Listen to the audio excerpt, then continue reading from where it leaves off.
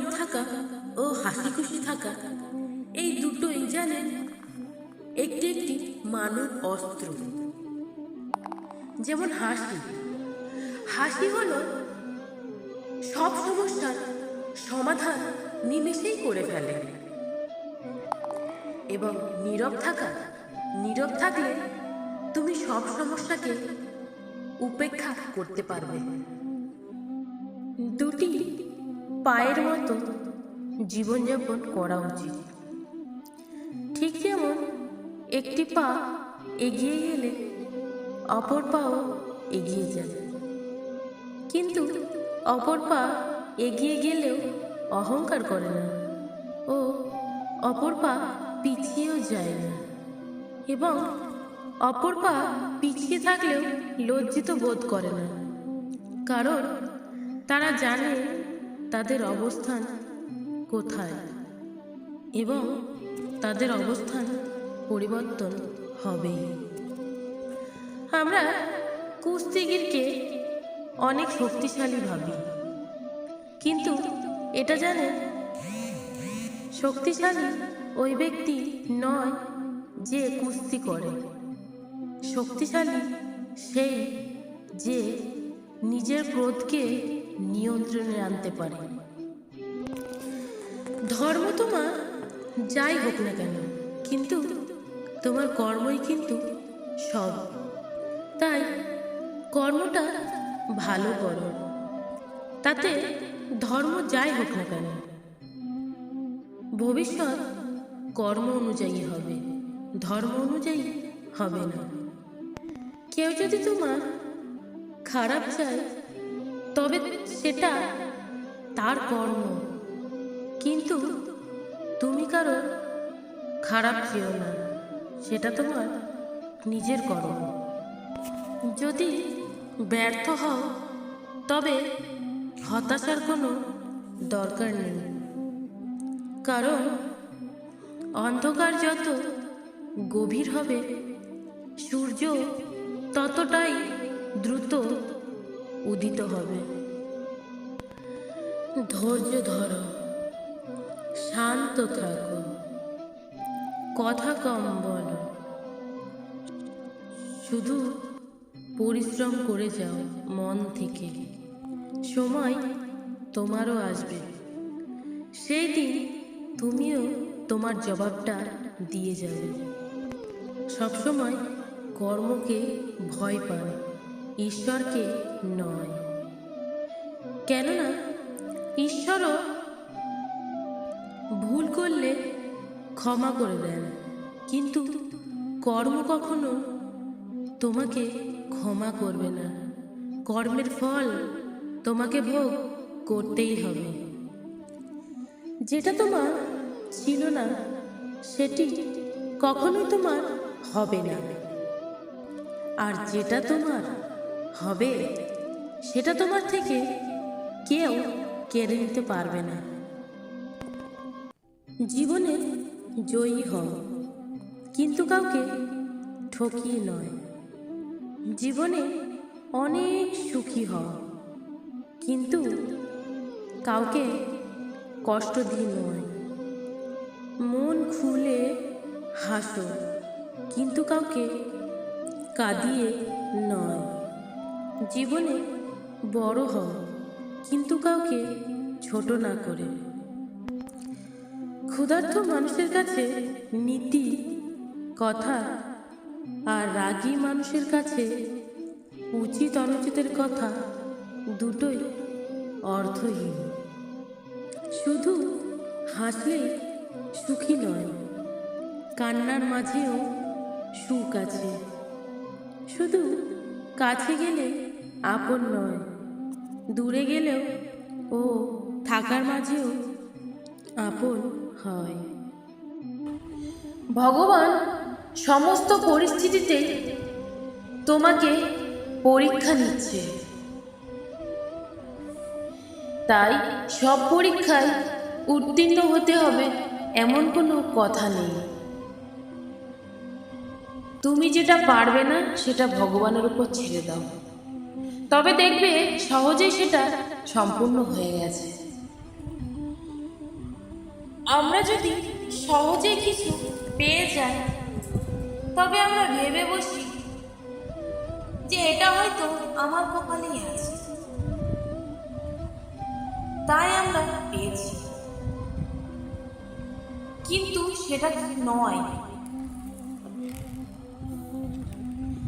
ভগবান তোমাকে পরীক্ষা করছে যে তুমি এটা পেয়ে তুমি কি করবে, সঠিকভাবে চালিত করবে। কাউকে মিথ্যে বলে খুশি করার থেকে সত্যি কথা বলে দুঃখী করা অনেক গুণ ভালো। কারণ তাতে হয়তো সে একটু কষ্টই পাবে, কিন্তু কখনোই তোমার প্রতি তার বিশ্বাস হারাবে না। আপনি কখনো ভাববেন না যে আপনি দেখতে খারাপ, আপনি কুৎসিত, এটা ভেবে কখনো কষ্ট পাবেন না।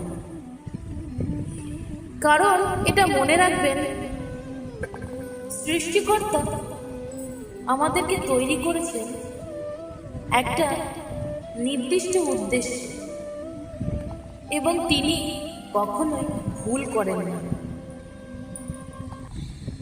এই ব্যক্তি জীবনে মানুষ কখনোই সম্পূর্ণ সুখী হতে পারে না, কেননা সুখ দুঃখেই জীবন। সুখ যেমন আসবে তেমনি দুঃখ আসবে। সুখ যেমন নিশ্চিত নয়, তেমনি দুঃখ নিশ্চিত নয়। ভালো খারাপ নিয়েই এই পৃথিবী। কখনকার ভালো হবে বা কখনকার মন্দ হবে, এটা কেউই বিচার করতে পারবেন না। তাই প্রত্যেকটা মানুষই কোনো না কোনো একদিক থেকে অপূর্ণ হয়েই থাকে। মানুষ বড়ই অদ্ভুত প্রাণী, জানেন? মানুষ সবসময় একে অপরের সাথে লড়াই করতে থাকে, সবসময় চেষ্টা করে সে যেন সবার থেকে শ্রেষ্ঠ হয়, চেষ্টা করে সবার সামনে যাতে অন্যের মাথা নত হয়। তাই সবার আগে মানুষ শক্তি অর্জন করার চেষ্টা করে। এই শক্তি অর্জন করার পরে ভয়কে অর্জন করে, এবং তারপর ভয় দেখিয়ে সবাইকে তার নিজের সামনে মাথা নত করতে বাধ্য করে। জীবনে এমন কোনো বন্ধুকে নিজের পাশে রাখো যে তোমাকে সবসময় আয়না ও ছায়ার মতো তোমার সাথে সর্বদা থাকবে। কারণ আয়না কখনো মিথ্যে বলে না, আর ছায়া ছায়া কখনো তোমাকে ছেড়ে যাবে না। এই পুরুষ সমাজ নিজেকে যতই মহান ভাবুক না কেন, তার জন্ম কিন্তু কোনো এক নারীর গর্ভে হয়েছে। কোনো নারী যতই তাকে আধুনিকা গড়ে তুলুক না কেন, তার পূর্ণতা দান কোনো এক পুরুষই করেছেন। আমরা এই সময়কে স্মৃতি হিসেবে মানতে পারি কিনা? কেননা এই সময়ে যখন আসে সেটা চলে যাওয়ার পরে সেই সময়টা আর কখনোই ফিরে আসে না বা আসবেও না। তাই আমরা সময়টাকে স্মৃতি হিসেবে ধরে নিতেই পারি। তোমাকে যদি কেউ অবহেলা করে, তবে তুমি সেখান থেকে সরে যাও। নীরব নীরব থাকা ও হাসি খুশি থাকা, এই দুটোই জানেন একটি একটি মানব অস্ত্র। যেমন হাসি, হাসি হলো সব সমস্যার সমাধান নিমেষেই করে ফেলে। এবং নীরব থাকা, নীরব থাকলে তুমি সব সমস্যাকে উপেক্ষা করতে পারবে। জীবনে অতি সৎ হতে নেই। দেখবে জঙ্গলে যখন গাছ কাটে, জঙ্গলের সব থেকে সোজা গাছটাকে আগে কাটে।